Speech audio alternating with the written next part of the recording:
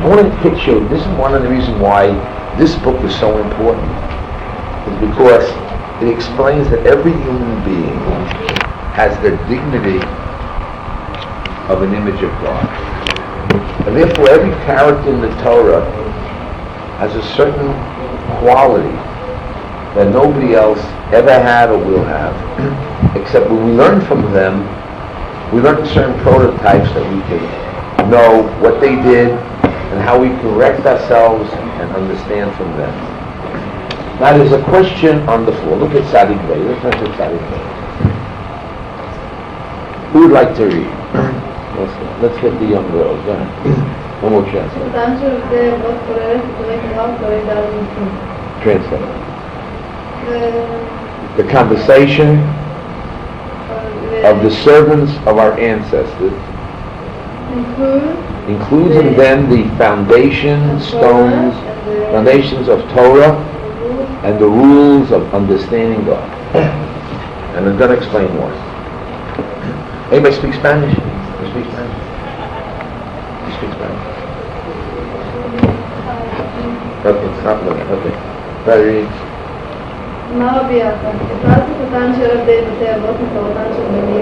Stop. Yes.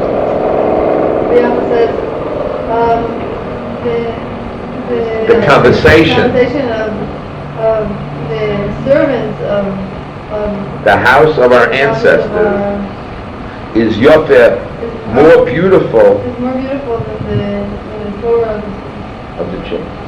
In other words, if I put two on a scale, I have the conversations in Gracious, the stories, and I have the learning in Shmos and Vayikra.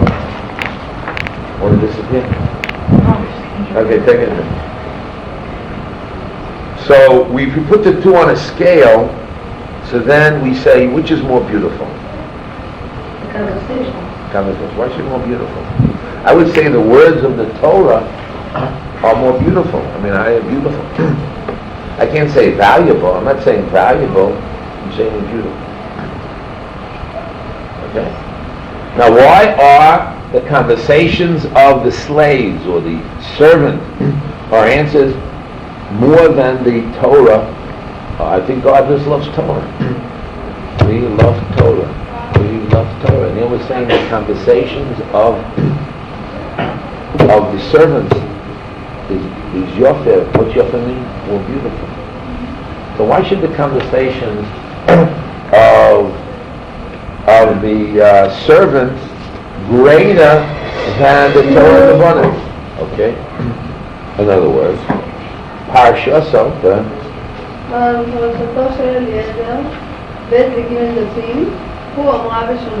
Stop. The chapter. The chapter of Eliezer that was the servant of Avram is 2 and 3 pages. Pages that he says over and over. And he says the story again. He repeats the story. Imagine something happens to you, and then you go home and tell over to your mother. So we have to record what happened, and then record. What's that story about?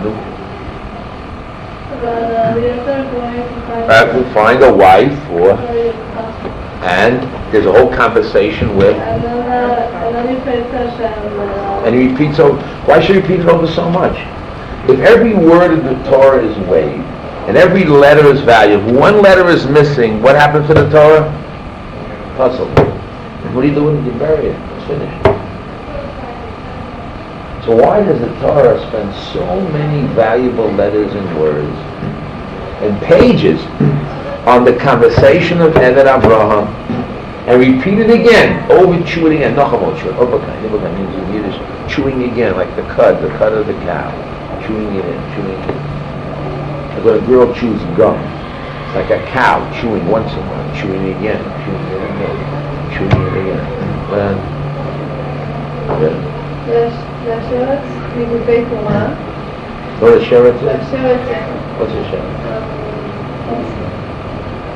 Insect. Bug. We would pay for one. Then the law of the man. A mouse. אלא מגויים מכם. מה שאומר, אומר את המן, In other words, if I have the sheretz, if I have a mouse, and I have the blood of the mouse, now is the mouse itself, the meat of the mouse is tamei. But the blood of a mouse is what?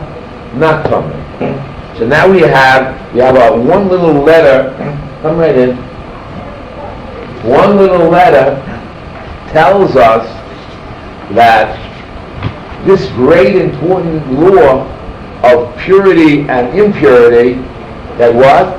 That the blood of a mouse is not tamei, but the meat of the mouse is tamei. Go ahead.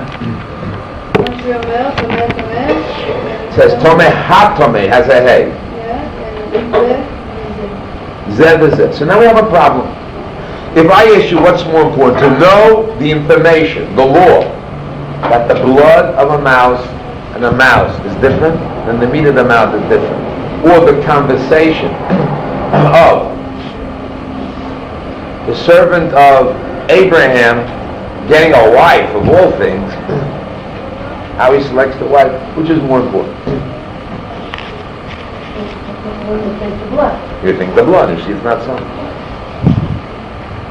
You know why? Because words by us are cheap. We get on that telephone and the words just flow. Right? But imagine if you had to count every word, and every word that you're going to say is going to cost you $10.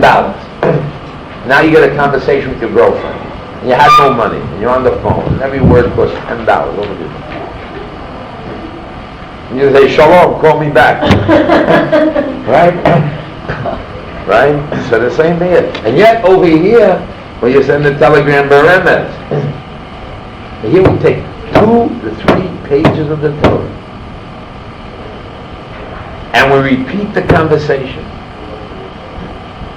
Now that's very simple. So I put the 2 on the table, and every letter, which is more valuable? Which is more yafeh? No, gold. Which is more yafeh?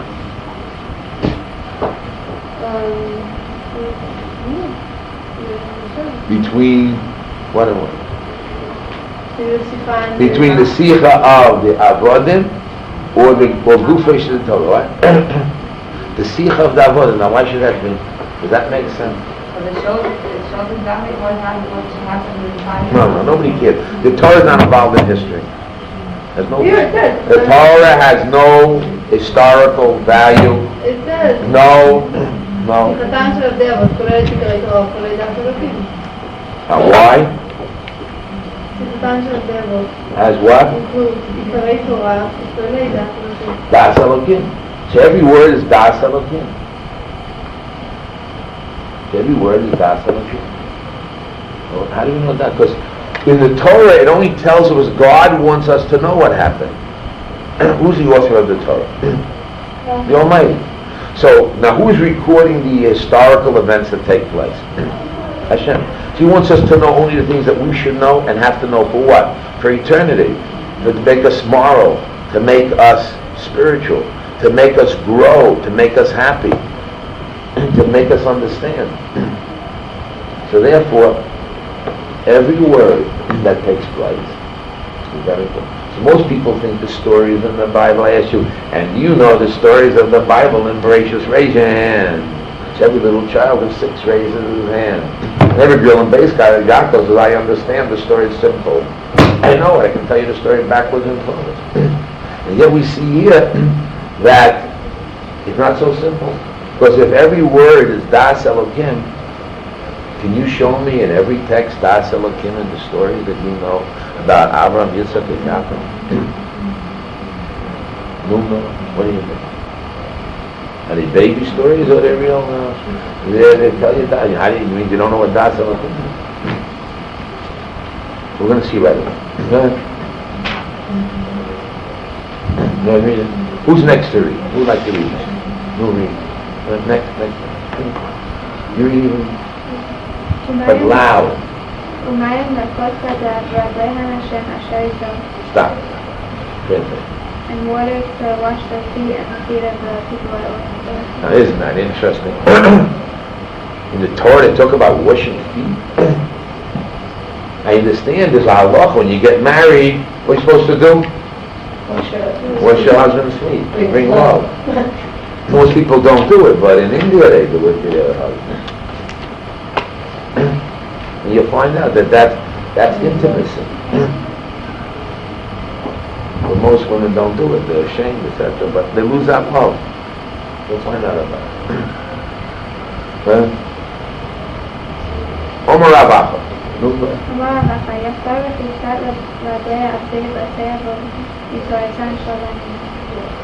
What does it mean? Rav Acha makes a statement. The same Rav Acha again. What did he say? The washing of the feet of the servants of the house of our fathers is more beautiful than the soul of their children. Yeah, what? Read further. Shafilu. Again, how many words did the Torah spend to talk about washing feet? 1, 2, 3, 4, 5, 6, 7 words. And how many letters did they take to learn about the difference between the blood of a mouse and or a rat and the meat of a rat? 1 word. Hey, according to one, or the z. So, and every letter of the Torah is valuable, and every Torah is important. So, which is more yafa? Now, can you explain that? $100. You can explain me why is that more important to know about the washing of the feet? How is that das elyon? And explain that to me. I give you $100. With all your education in Beis Yaakov. How is das elyon? Think about it. What's that about?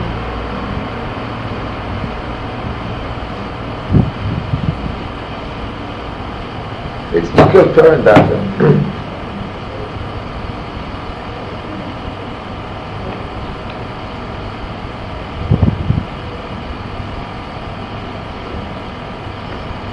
Okay, let's leave it off for a minute. We'll think about it. Let's read further. Let somebody else read now. No Miller, read. Who's that? What's an Admor mean? That's right. And who is he referring to? The author of this book. Yeah? This is called Avamavim.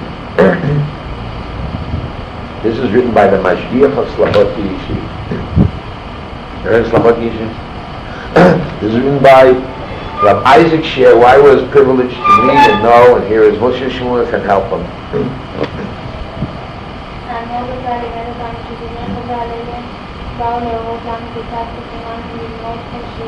Stop.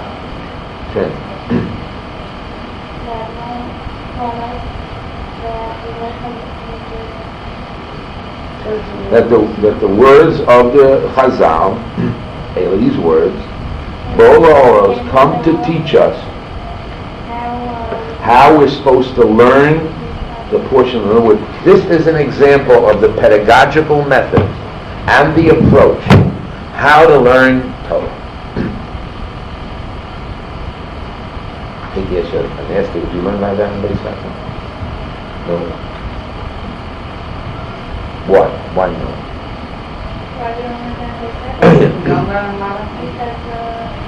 Because they're not in the Muslim movement. This is from the Muslim movement. They are from the Admurim. This is from the Muslim movement. We are from the Diaspora Yeshiva, one of the things that was from the Muslim movement. Anyone knows about the Muslim movement? You know, in Meitzah there's a little place that Chaim Feishab called Beit Musa. Anyone ever go into that place? But there was things there. What is the Beit Musa for? In my house, I have a special room, a room called Beit Musa in my house. In Shlomo's house. Do you have at your house a Beit Musa? Well, if not, Mrs. Sackton, you better see that you get one quick. Tell your father what's happening. Maybe you have to have a Beit Musa. Why do you need a Beit Musa? Anybody know that? No? Yeah, but what do you mean, listen, you're a good person, you're a kind person, you're good at Pesach, you're smart, you're intelligent. Why do you have to learn Muslim? You know what Muslim means? Anybody knows what the word Muslim means? Comes from the word, what? Yeah, but it means ethics. We're going to get to the root of the word. It means to bind. Bind. It means ethics. And in Haitzim we have a Beit Musar, right? The house that we have a rule of ethics. You have to learn ethics. Torah ethics. And one of the things that the Ashkenazi achieves and strives for is ethics. Ethics. Musa. Yeshiva represents Musa. Development of one's moral character.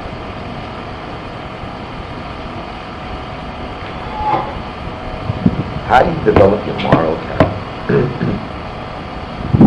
There's from religious character and there's a moral character. How does the Musar develop your moral character? How do you learn about Musar?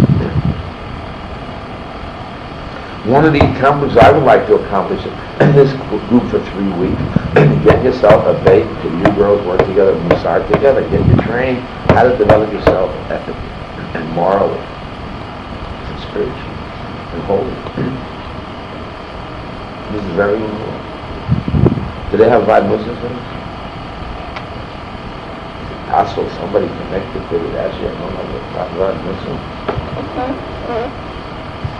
You guys must have missed out on life. Never too late, right?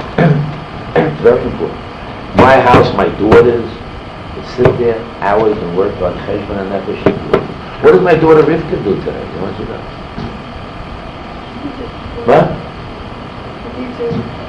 She's IT. But I'm talking about Musa. What does she do for herself? She works on it. Works very hard. And everything she does looks very good. Works very hard every day. She writes conversations to my son, letters to my son Joshua, and other people in my son. I improve herself 18 times before that. Is there any end of your growth of education or moral growth? It always goes on and on. And every day you're supposed to be what? Prettier and nicer than the day before. Right? It doesn't work that way. You can be more moral ethic every day. But at a certain age, what happens? The wrinkles come in, right? Things turn down. But spiritually, you can grow more and more and more. Doesn't never stop. So one of the things that the Musar movement, from the Muslim movement, teach you, regardless of the greatness of human beings and the importance of the Torah and every letter of the Torah. And not I'll be Jewish, I'll be Pshat. I'll be Muslim. Okay, each one. Yeah.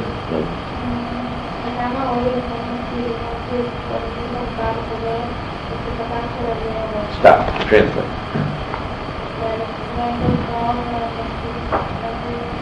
What's a maskil? An intellect. How it's important that every intellectual individual knows every smart young lady. Lilmod should learn what? Bonus amuka. What is that? Is bonus amuka? What is that? Is bonus? What's the root? Is bonus bino? And what's amuka be? With deep discernment. Go ahead. What's v'chodera? To dig into. To dig into. What?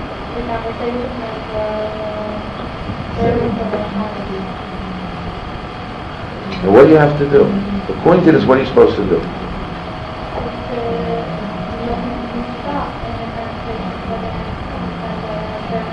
Because it's Das Elokim. The Torah wrote it. Right? That means that as you get older, you will spend more time in understanding and working on the Maaseh Ovos, the stories of the Olam. What? You want to get the secrets, the Das Elokim. So many people think it's just stories. Comes the Muslim and says, no way, no like stories, nothing. Not hashkafa. Hashkafa means a view, no view. It's really deep, very deep, intellectual understanding and secrets of the universe and what Hashem wants. Go ahead. Go ahead.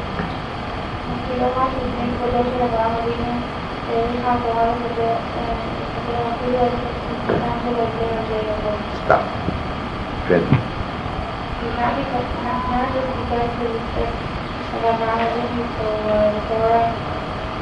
Elaborate.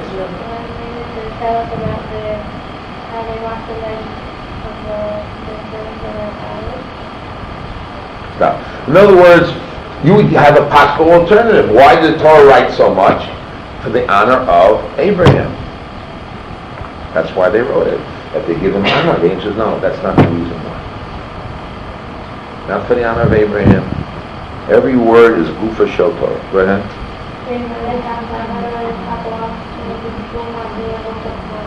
So if this was true, what should be? What should they talk about or elaborate on? The story of the deeds of the others. Go ahead. Go ahead. Vafilu.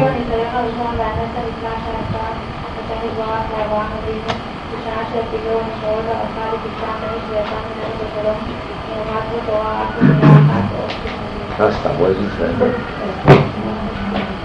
Translate. The rest of the vision plan that Abraham had, that the message of Hashem did say, when he was put into the fire, so and he went out to Shalom, so we just in other words, the story of the test of Abraham, word custom, how many words do we know from? A remnant. So if the Torah really want to tell us the stories of the greatness of Abraham, they should elaborate the story of word custom. And there it's not, it's only 2 words, right? And yet the story of washing the feet, it sounds strange. The washing the feet is what? Pages and pages. They tell over the story how they meet. Isn't that a little strange, girls? So we have, and we know that any letter of the Torah is what? Valuable. Maybe something to think about, right? Everybody go, say, something to think. I don't hear your voice, no? Something to think. I don't. Let's hear. This, something. I can hear a girl's voice. That's not singing. It's not a Koli Shara. Something to think about, right? Something to think about. Okay, next slide, please. אלא מכאן שתורה שלמה היא שיחתם של עבדי אבות. ללמד אותנו עיקרים ויסודות חסד ואמת ודעת אלוקים בארץ. And from here we learn that all the Torah is the conversations of the servants of our fathers to show us that the foundations, the essential and the foundations of just chesed and truth and knowledge of Hashem and the world. But this is very important. You know, as you read the story, and every word is valuable, and the Almighty is the one that writes the story. It's not a storyteller. He's not interested in making money or influencing you to. Every word is teaching you das el. And there's a reason for that. Let's think again. Why does God have to write the Torah? If you can do this yourself, you don't need God. Man, the world is that man has to do as much as he can himself, and then when he can't do any more, he has to come on to Hashem, to God. Again, what's the rule? You're supposed to do everything that's humanly possible, and then you rely upon Hashem, that Hashem must do a part that you cannot do. What's something you can do, you don't rely upon Hashem. The same thing by tefillah. You do everything, and then the part that you cannot do, you ask Hashem, please help me help. Even everything you do doesn't mean it'll happen. It may be only it'll happen al pi rov, by majority.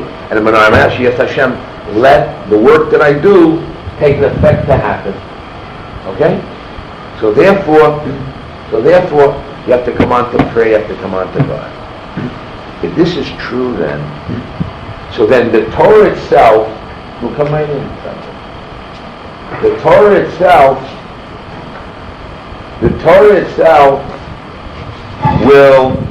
will not say anything from Hashem unless what? Unless it's something you can't do yourself. Something you cannot understand yourself. In other words, it has to be a Chiddush HaTorah, it has to be something new. Beyond philosophy and psychology, the Almighty has to tell you something that's from His words. Otherwise, why does He tell it to you? You can get it from philosophy, you can get it from psychology, you get it from reading joke books, reading from books, going to the movies, doing whatever it may be. So what does God have to tell you for? Chachma b'goyim tam, and wisdom by non-Jews, by the Greek world, by the universities. Believe. But Torah has to come from God. So if it's Torah, it has to tell you something beyond the last one. Okay? Can I have it? Yeah. But everyone I want back, by the way, girls. Cannot take these. But what? Has to be something, has to tell you some dimension in life that's beyond the human understanding. And yet when He tells it to you, you now gain that step of morality, justice, kindness, merciful, that you wouldn't get otherwise and no otherwise. So what's the purpose of the Bible? The Bible is written by man or by God? It was by man. So then He tells you normal things. But if it's written by God, it has to be what? Foundation. Rules you rely upon. Things that you wouldn't know on your own. What's the purpose of the Torah telling you? Okay? ויפה היא פרשה זו של סיפור שפתם של אבני אבות, שיש בה עיקרי תורה וכללי דעת אלוקים. יותר מגופי תורה שהם פרטי הלכות טומאה וטהרה. וכך צריך להיות מצידנו. יפה העיון וההתבוננות בלימודים מספרים אלה, על כל פנים, לא פחות מאשר לימודינו ועיוננו בנביאים לפנים. What does it say? That it's more beautiful one parsha of the story of the conversations of the servants of our fathers, that in there there's all the foundations of the Torah and the rules of the knowledge of God, more than all the other sections of the Torah, that it has all the stuff about the details about the law of Tuma and Torah, and that's why we need to really look into all those stuff, really in deep learning, the same way like we learn the other with all your energy and all your mind. In other words, if I say, can dopes learn this to heart? People with low IQs, can they learn the Torah? Who can learn the Torah? Only smart, intellectual, feeling. Takes out whatever. Yeah, but you see, will they take out what they really going to get out of it? See, the Torah is written, again, if the Torah is written by God, right? That's a very deep message beyond the normal understanding of man. So if I have a philosopher, a psychologist, who's very smart in worldly things, will he gain from the learning of the stories of the Parsha in the Torah or not? What's the answer? Yes or no? Look, don't look at that. Look at me. Yes. Well, I talk to you with a young girl. Yes or no? I guess we repeat the story again. They look at the gadgets of the world. Forget about the gadgets. Again, a philosopher, a psychologist, Nobel Prize winners will now come to the class and open up the Bible, right? And you hear the stories of our ancestors. Will they be able to gain a new dimension in their understanding of the universe and the world? They'll probably gain less than a Superman. What? Probably gain less than a Superman. No, why? Everybody will gain. Because you see, if the Torah is written by God, and every letter is valuable, then everybody has to gain. And it's only the great, smart people who will really work hard in the Torah that will really get the real depths of understanding. So it's a great challenge for everyone here. If you have a high IQ, and your clothes think you're smart, you're not a dope, and you feel that you're intellectually stimulated, and you understand about life, so now it's a challenge for you to put your head and to really understand the depth and the secrets of what the Torah is telling us. Because every word is Gufa Shel Torah. So why does it talk about washing the feet? Why does it talk about that? You have to give an explanation. And a good one. You can't say, well, those days when the Arabs come into these countries, I was Amdabin in Turkey. When they go to the mosque, they wash their feet. So that's what comes. So the Torah tells you the history and the customs of those days. So if you join my class of Torah studies of 102 of the course at my university, called Torah University at the girls' school in the old city, I'd throw you out. Why? Was that a message of God? Is there something profound and deep in that? What do you learn from it? What do you learn something that you wouldn't learn otherwise? So great that you come out, wow.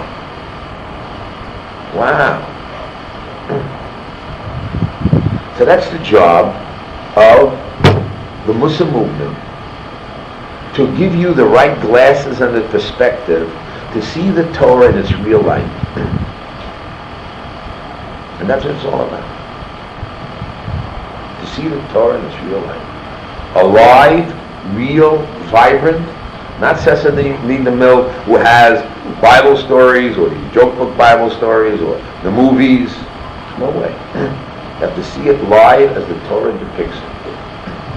As the Torah tells you.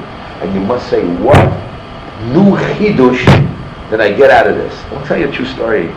Dr. Kahana, who's the president of this yeshiva, so his father was the chief rabbi of Warsaw.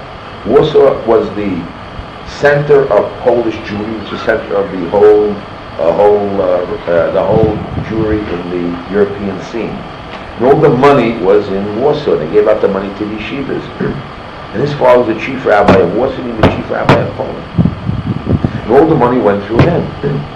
And he would have at his table literally hundreds of people, rabbis talking to Bezdin.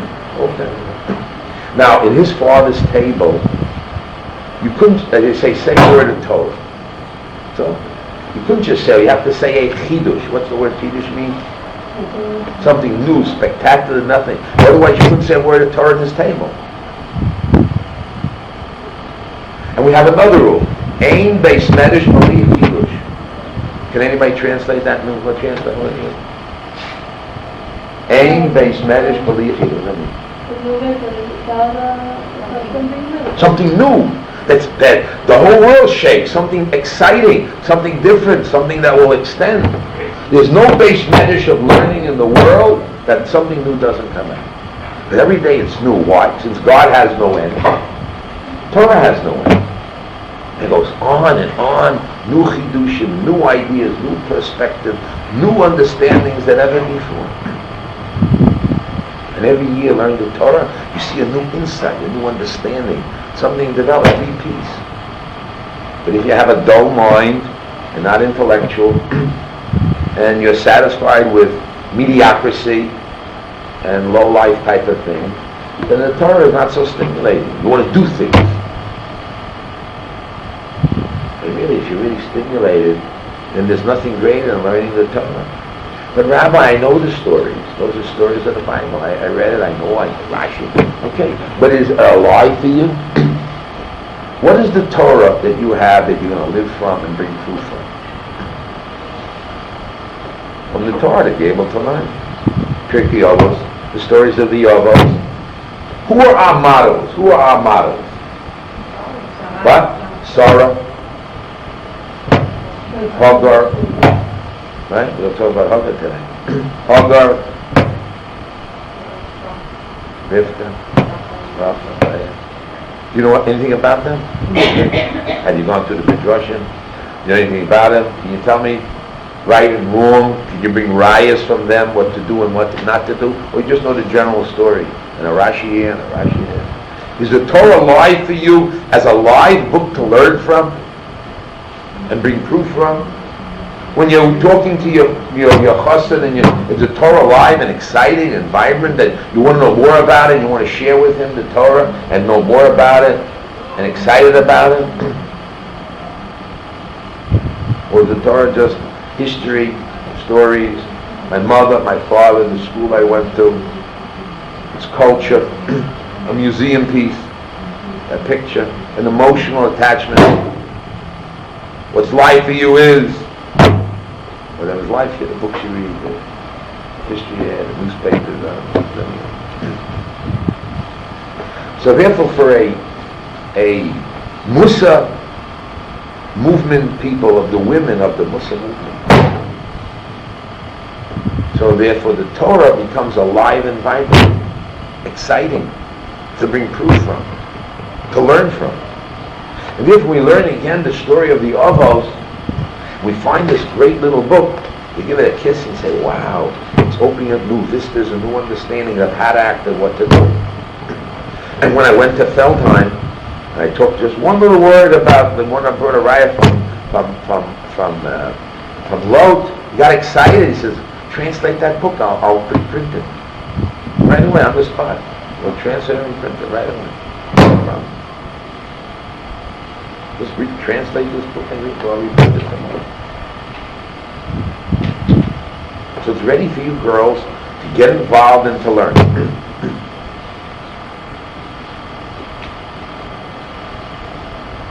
Okay.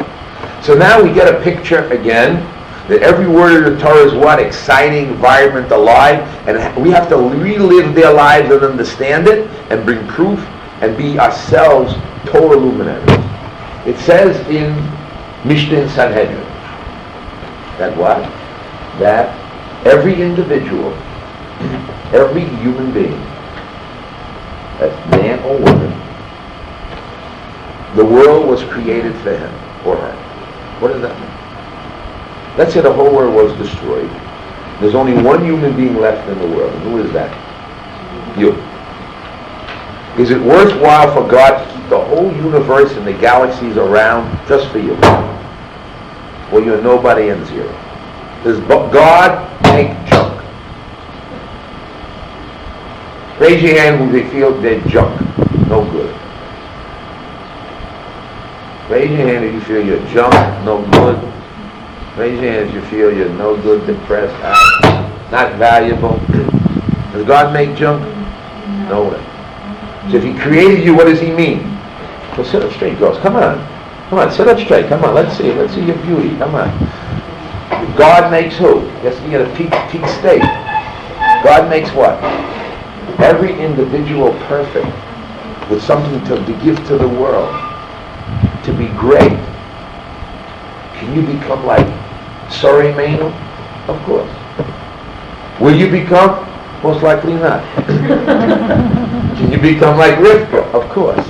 Will you be? Most likely not. Can you be like Rachel? Of course. But will you? Most likely not. Why? Because you don't take the advantages and the gifts and the magical moments that God gave you, which is your life in this great world. And you have something they don't have. You have the Torah. It's already written, all the stories about them, what they should have done and could have done. Everybody writes a Torah. Is your life going to be written down, what should be or could be? Or you're going to be an example in the I don't know what it's called again, in the place where they have all these pictures of America has the Hall of Fame, like the Hall of Fame. You're going to be part of the Hall of Fame in the next world? Will your picture be there in the Hall of Fame? Or you'll be what? Dingling between heaven and hell? Where will you be? What are you going to do? God gives you the magical moment, the time to live life and to grow spiritually and holy. And what are you doing about it? What are you playing with? Bones? What is your conversations about? She, I said, you said, he said, she said, why did she do, why did you go, justice, not justice, right, that. I don't want to do, I do want to do, I don't want to do. What's your conversations about? Are you looking yourself in the Hall of Fame? Are you going to really work hard to be a tzaddikas? Forget about the picture world of tzedekah. Tzedekah of the avos, of sorrow, rocha. We have the text. Nobody can hide the text. That's what's there. It is there. Is there a text for Hasidim and Bnei Brak and Beis Yaakov? Or is it a different text? They have the same text. We have a different text. That's it. The same or different? Same. Right? Something. So how do you read it and what do you see? What? Not every, that's true, but we have a great Musa rabbi. We come to the Muslim movement who show us the godless and the greatness of man and the importance of Bein Adam L'Chaveiro and the importance of the values of kindness and goodness. We try to emulate and follow the way. Let's talk about Hagar and Sarah. Let's talk about Sarah. Now, there's this great king called Paro. He has loads of money, power, has no king, right? And he meets Sarah, and he sees in her beauty, goodness, and kindness, right? And what was one of the gifts that Sarah gets from Paro? Hagar. Now there's a machlokas in two medrashim. Did Hagar go on her own, or did Paro give her over to Abram?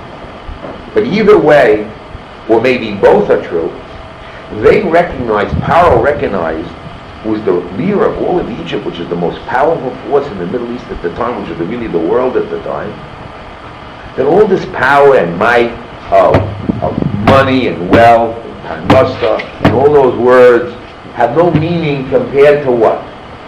To the spirituality and the holiness of Sarah. So as they said, and Abraham. So Paro makes a decision. It's better for my daughter not to live in the kingdom and get married and all that, be a princess and run my dynasty. It's better for her to do what? To be a servant in the house of Abraham and serve Sarah and never to be married to Abraham and just be a servant all life, because she'll grow spiritually, right? And what did this young lady do?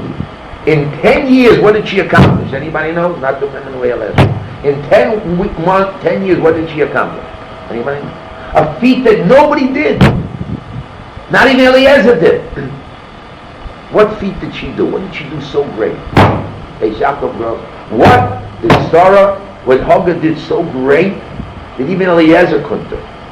Don't get Eliezer at the end, never died. He went to heaven alive. Don't get Eliezer. Married Abraham. What? No, before that, took 10 years. She didn't marry Abraham yet. Didn't get married. 10 years before she married. What did she do to be worthy to marry Abraham?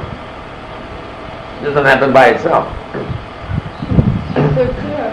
Big deal. She served Sarah there. She worked on herself. What she worked Muslim. What she doing herself? What did she change? You're getting warmer and warmer. Come on. What did she do? What did she change? No, Miller, what did she change? What did Hagar change? She was a servant, she was the daughter of a king, and then she turned herself into... Servant, that happened in 1 second. One heartbeat she changed. No. Yeah. What happened to 10 years of work? What happened? What happened in 10 years? What happened in 10 years? Well, let me tell you the secret. In 10 years, what did she do?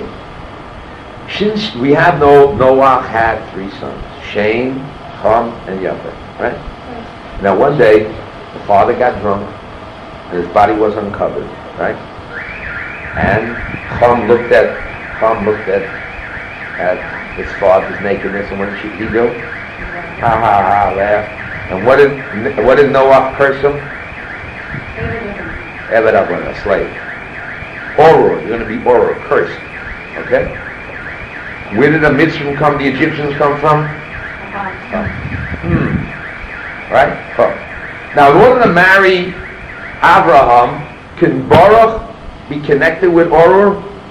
No way. Isn't that what Eliezer wanted his daughter to marry? What did Abraham say? Baruch and Oror don't come together, like water and oil. Right? So what did this young, snipper-snap, strong, beautiful princess do in 10 years? She changed herself entirely. Redid herself totally from Oror to, well, imagine.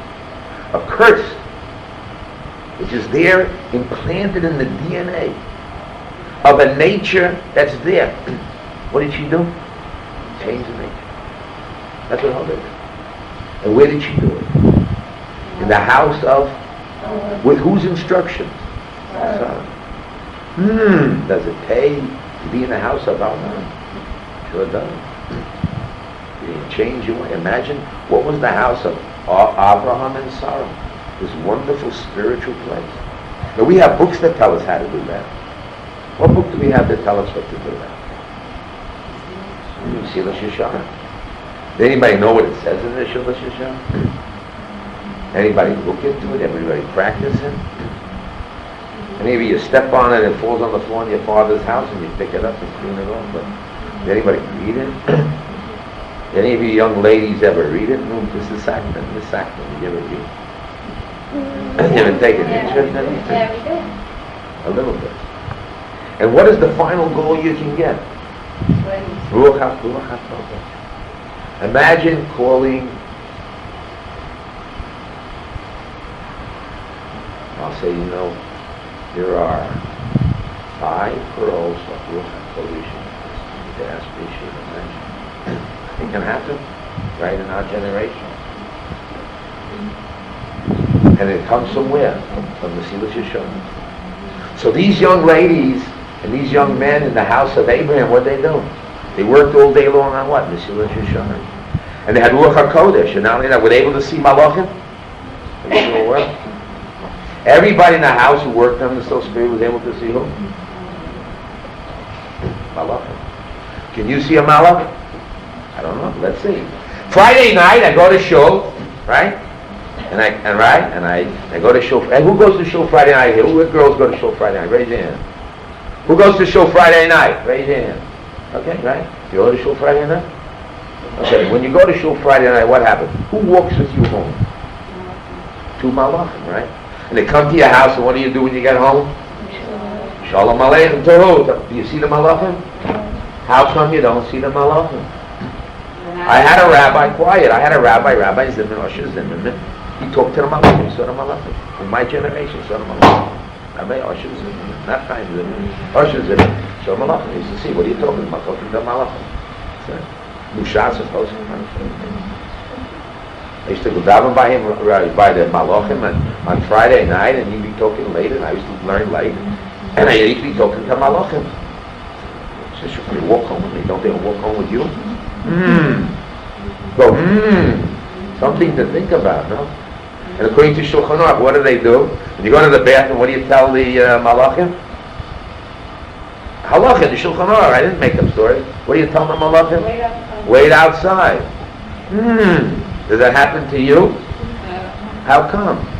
Because because you don't say you're not. Because you're not learning the Mesilas Yesharim. You could be there if you wanted to.